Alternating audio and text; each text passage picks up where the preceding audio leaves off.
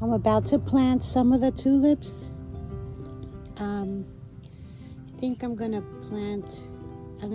bury some bulbs here to create a bouquet. So this is, look how big. These are my petunias. It was a tiny little, this is one plant that I planted. Look how big they got. And it's November and they're still going strong. I'm just keeping them here.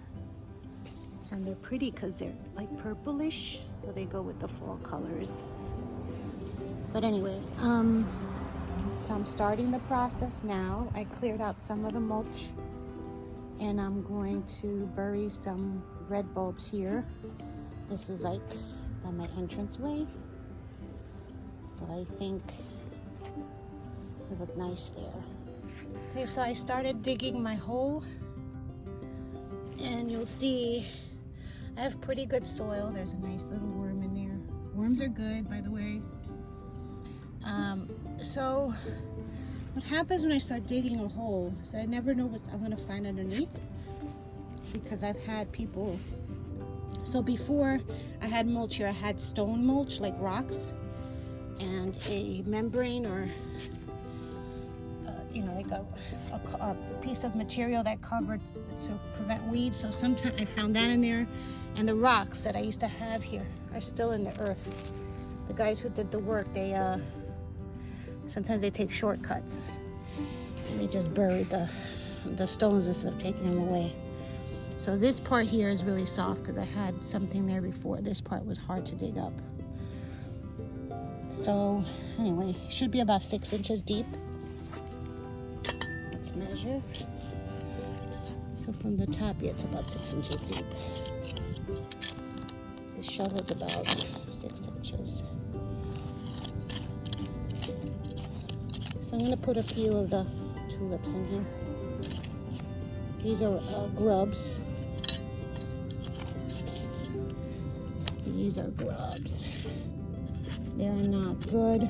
They like to eat everything. They turn into beetles, but the birds like to eat them, so we'll leave it there for the birds and for the crickets to eat. The grub. So I'm putting in about 5 bulbs. Maybe 6. Let me see how many fit. Screw them in. There's a bottom side, there's a top side. Like light bulbs. Make sure there's no gaps.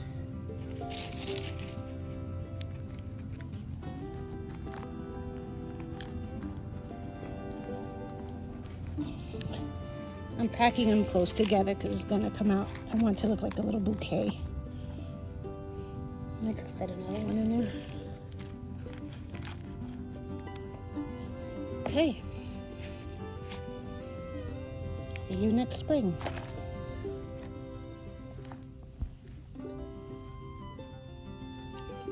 So I forgot to mention that I use a little bit of this goat meal for bulbs. They like it.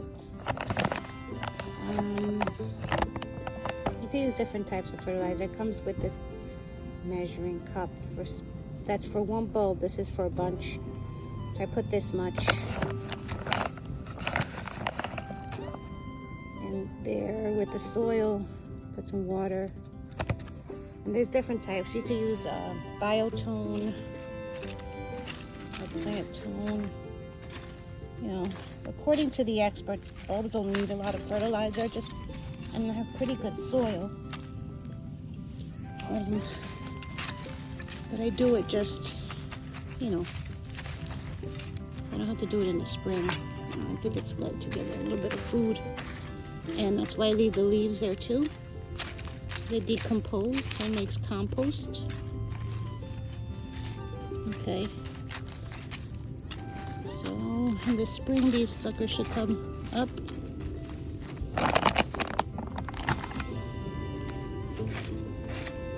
There we go.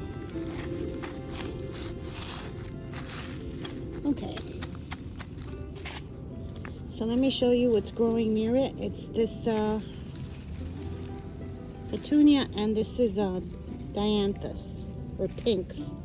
So I have different types of dianthus. This comes back every year. They're really pretty. I can't believe it's November and it's blooming. But I have another kind of dianthus. Let me show you that one.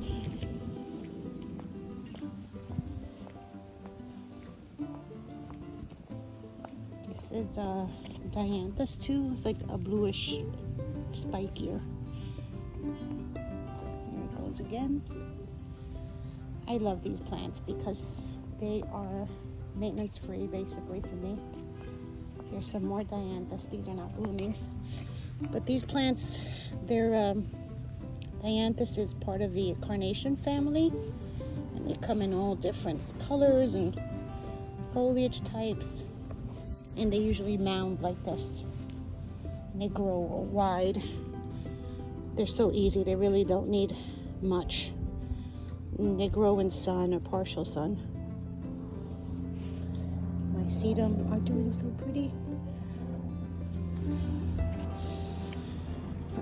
The sedum is blooming too. This is new growth.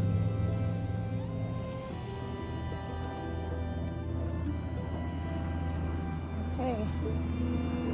More bow planting.